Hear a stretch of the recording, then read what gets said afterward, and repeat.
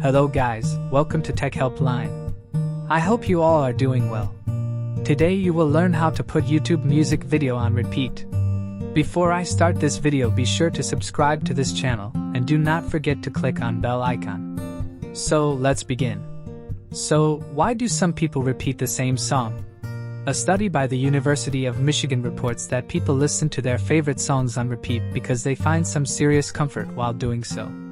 The repeated listening reportedly leads to the development of a meaningful relationship with that song, making you insatiable.